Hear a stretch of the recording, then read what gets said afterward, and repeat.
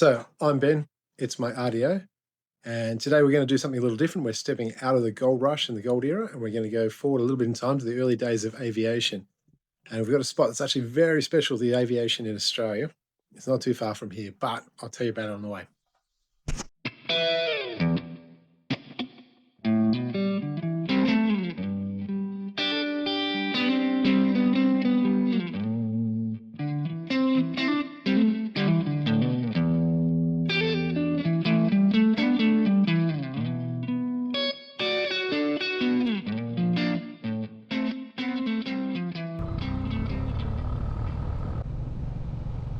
So this is the story of a guy named John Duigan. Now, I apologise if I'm pronouncing that surname wrong. It's Duigan. I'm going with Dugan. I might be wrong. John was a founding pioneer of the aviation industry in Australia.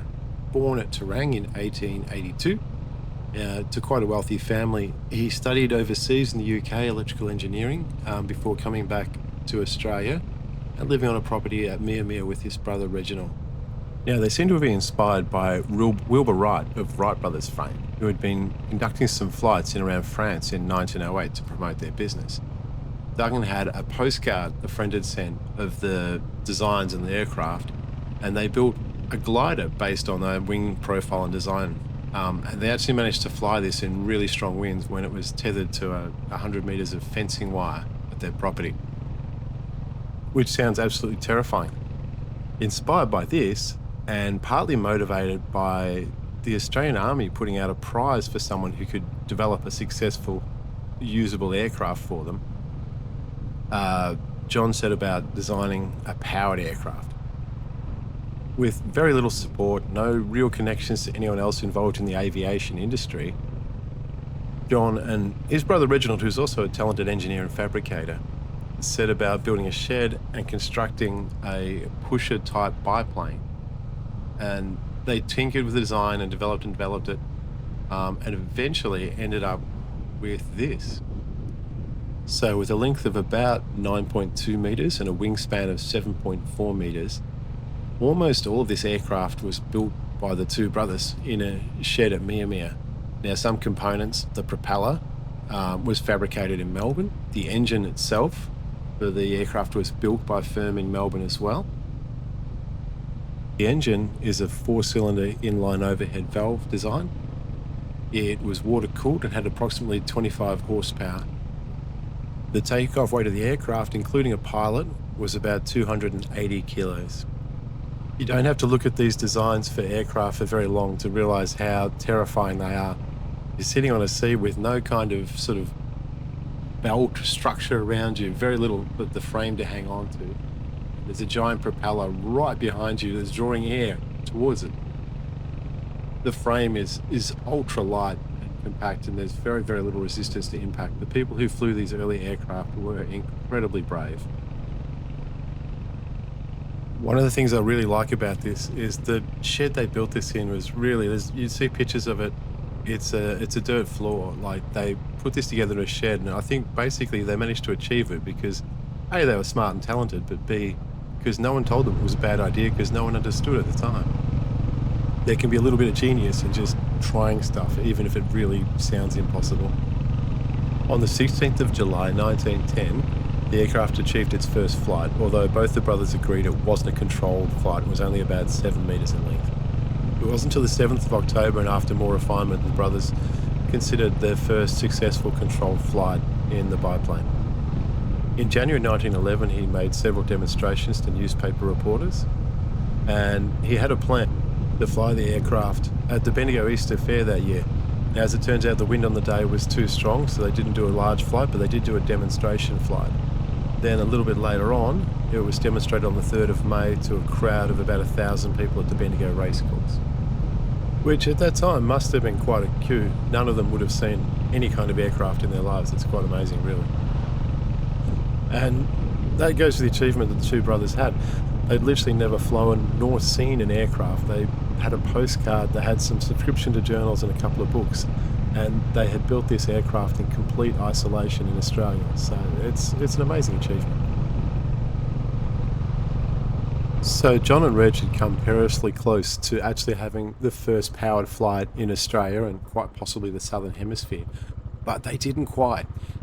On March 18th of 1910, Harry Houdini, the famous illusionist and performer, was in Melbourne. And he performed shows, he performed stunts. He jumped off the Princess Bridge into the Yarra, which is probably risky enough, especially with Victorian era pollution.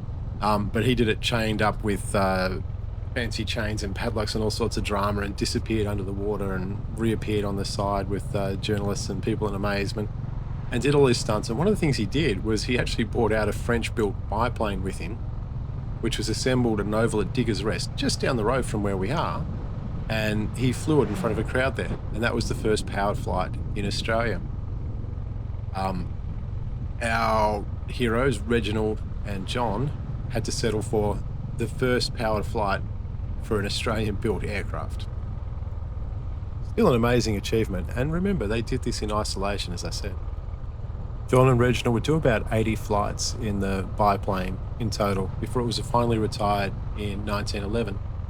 The plane still exists, and it actually is property of the Museum of Victoria. It's not currently on display, but it's kind of nice to know this piece of history is still out there. So this bridge is pretty cool. Hang on a sec.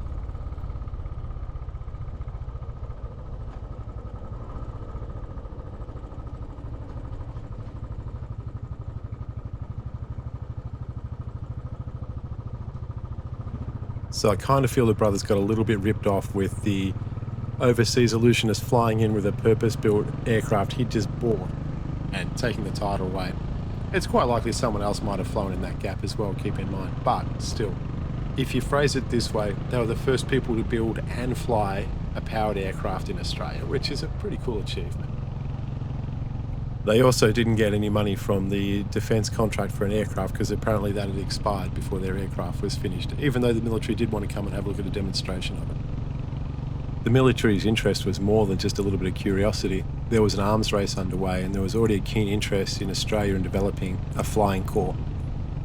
The Point Cook Air Base was established soon after, and the Australian Flying Corps, the nucleus of what would become the Royal Australian Air Force, was formed. Fast forward to 1916 with the First World War underway. John's enlisted and become a member of No3 Squadron. He was 33 years of age and one of the most experienced pilots, well, probably in Australia, let's face it, but in the Air Corps at the time. John initially served as a flight instructor once training was completed. He supervised over 300 flights training new pilots. He was then reassigned to what would become known as No3 Squadron of the Australian Flying Corps.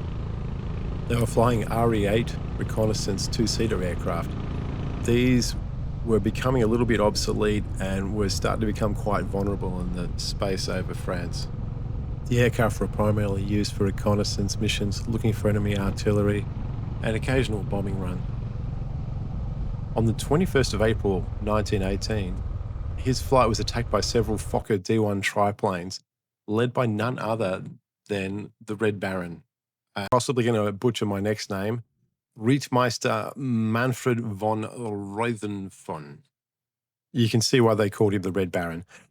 This was, if you don't know, Germany's leading fighter pilot, national hero, and someone who I think the Allies were probably quite legitimately terrified of. He had over 80 confirmed kills of Allied aircraft at this point. As they tried to evade the Red Baron, some slop with camels from 209th Squadron of the Royal Air Force arrived, and a dogfight ensued. The Red Baron was pursuing one of the camels over the front line, which was actually Australian occupied, and he's been shot and died. Now, there's a bit of conjecture about who actually gets the credit for the kill, although the consensus is largely that it was probably a bullet fired from a machine gun crew on the ground. John's contribution to the shooting down of the Red Baron was to not be prey and not be killed, but actually that's a pretty significant achievement in itself. The life expectancy of World War I fighter pilots over France was measured in weeks, sometimes just in days. Now, what's pretty cool is I actually have some archive footage of the funeral itself. John, as one of the officers of No3 Squadron, was one of the pallbearers. Not sure which one he was, but he's one of the guys in this footage here. Killing the Red Baron was a huge PR boost for the Allies at the time, and I suspect this would have been newsreel footage or something similar.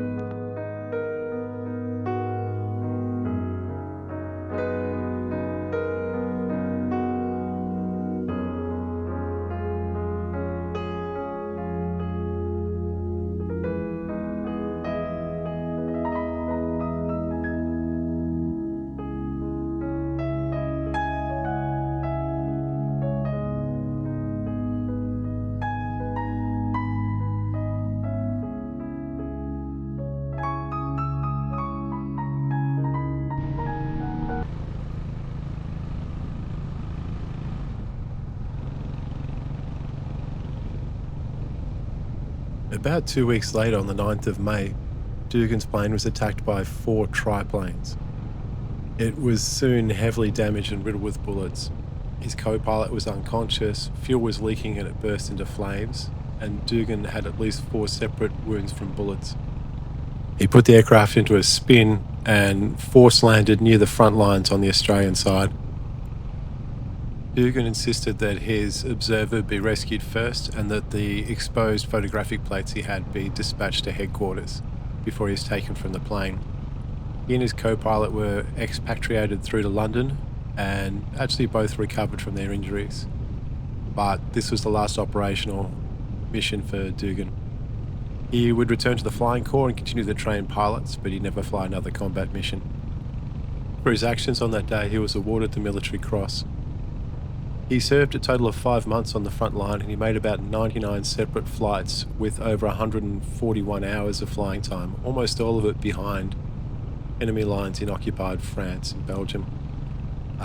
In a theatre where people generally survived months and sometimes even days, just keeping alive and doing your job was really quite an amazing achievement.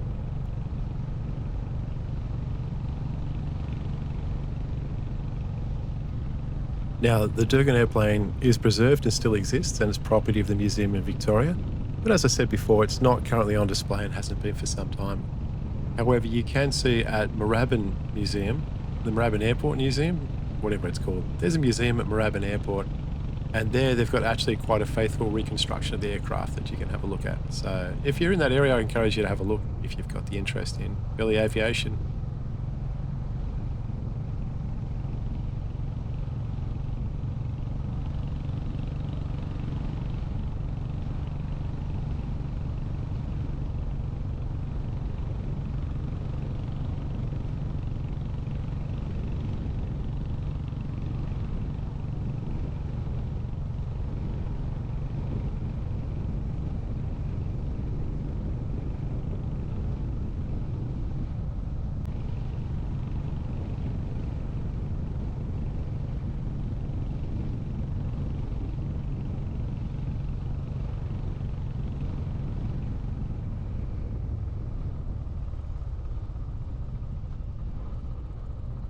So here we are, a suitably grand monument on a quiet back road to an early pioneer aviator, talented engineer, along with his brother Reginald, and a war hero, John Duigan.